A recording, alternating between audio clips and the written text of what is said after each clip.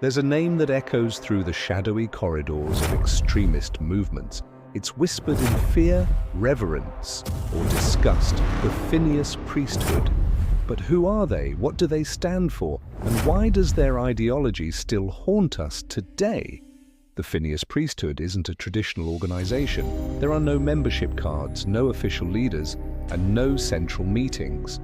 It's an idea, a calling, and a justification for violence, all rooted in twisted interpretations of religious texts. To understand the Phineas priesthood, we must go back to an obscure passage in the Bible. Numbers 25 tells the story of Phineas, a priest who, angered by the Israelites' intermarriage with Moabite women, took a spear and killed an Israelite man and a Midianite woman in the act. According to the text, this act of zealotry pleased God, who then blessed Phineas with a covenant of peace. For centuries, this story was just that, a story. But in the 1990s, a man named Richard Kelly Hoskins gave it new life. Hoskins, a white supremacist and religious extremist, published Vigilantes of Christendom, a book that outlined the concept of the Phineas priesthood. He declared it a divine mandate for lone wolves to carry out violent acts against those they deemed enemies of God. The enemies? Anyone who threatened their vision of a pure, white, Christian society. Government officials, interracial couples, abortion providers, LGBTQ+ individuals, and Jewish people. All were targets. The Phineas priesthood isn't about spreading faith, it's about enforcing it through violence.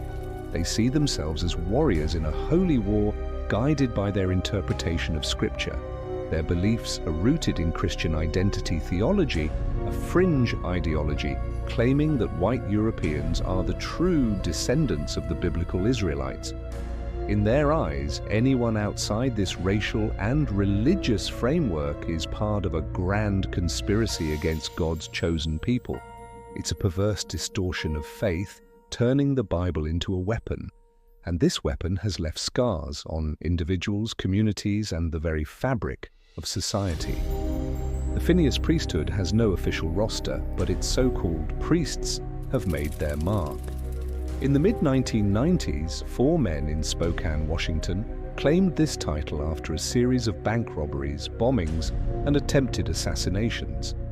Their targets, a newspaper office, a Planned Parenthood clinic, and a bank they believed funded liberal causes. Their crimes were calculated and cruel, leaving a trail of fear. Yet they saw themselves as righteous, as modern-day Phineases cleansing the world of sin. These acts weren't isolated. The ideology of the Phineas priesthood has inspired lone wolf attacks across the United States. Each act is a chilling reminder of how hate can masquerade as holiness. For the victims and their families, the impact is devastating. A mother loses her daughter in a bombing. A community mourns a leader gunned down in hatred. These aren't just statistics, they're human lives shattered by a poisonous ideology. I was at work when the bomb went off. The floor shook, and there was this deafening noise. I still hear it in my nightmares. They did this because they thought we were evil, but the only evil I see is the hate in their hearts. The Phineas priesthood thrives on division, but its victims remind us of our shared humanity. Though the name Phineas priesthood isn't as widely known today, its ideology lingers. In the age of the internet, hate spreads faster than ever. Forums and encrypted apps have become breeding grounds for radicalization, where individuals are encouraged to take up the mantle of Phineas. But there's hope. Communities, activists, and law enforcement are working tirelessly to counteract this hate. Education, outreach, and solidarity are our strongest weapons. The story of the Phineas priesthood is one of darkness, but it's also a story of resilience. For every act of hate, there's a community that rises stronger. For every life lost, there's a legacy of love that endures. We can't erase the past, but we can learn from it. By understanding the roots of hate, we can uproot it. By standing together, we can ensure that ideologies like the Phineas priesthood have no place in our future. The ideology of the Phineas priesthood may have its roots in the United States, but the ripple effects of religious extremism have spread far and wide. Across the globe, we see similar patterns: extremists twisting faith to justify acts of terror, spreading fear, and creating divides. These acts are not confined to any one group or religion. They're part of a broader, more insidious problem: the weaponization of belief. Whether it's a lone wolf inspired by Phineas or organized groups using religion as a facade for power and control, the outcome is the same: pain, suffering, and communities torn apart. In the digital age, the spread of extremist ideologies has been supercharged. Platforms designed to connect us are being exploited to divide us. Algorithms amplify the most provocative content, creating echo chambers where hate festers and grows.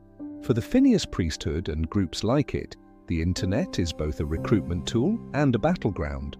Encrypted apps and anonymous forums provide safe havens for planning, while public platforms are used to spread propaganda and sow discord. But technology is also a tool for good. Activists, educators, and even former extremists are using these same platforms to expose hate, promote understanding, and offer pathways out of radicalization. I grew up surrounded by hate. It was all I knew. But one day, I met someone who saw me not as an enemy, but as a human being. They showed me a different way. And now, I'm here to say, change is possible. I was lost, looking for purpose. The ideology gave me a sense of belonging, but it also filled me with anger and fear. Leaving wasn't easy, but it saved my life. And now, I want to help others find their way out. Stories of resistance and redemption remind us that hate doesn't have to win. Individuals can change, communities can heal, and together we can build a world where no one has to live in fear. Education is one of our most powerful tools against extremism. By teaching critical thinking, empathy, and the importance of diversity, we can inoculate future generations against the lure of hate. It's not about shaming or punishing, it's about understanding what drives someone to these beliefs and offering them a way back. When we create spaces for open conversation, we disarm the fear and ignorance that fuel extremism. Awareness is the first step toward action. Imagine a world where hate has no home, a world where our differences are celebrated, not feared. This isn't just a dream, it's a possibility, but it requires all of us to act. The fight against extremism isn't easy and it isn't quick. But every small act of kindness, every conversation, and every stand against hate brings us one step closer to a brighter future. The story of the Phineas priesthood is a cautionary tale, but it's also a call to action. We have the power to break the cycle of hate and replace it with compassion and understanding. The question is, will we choose to act?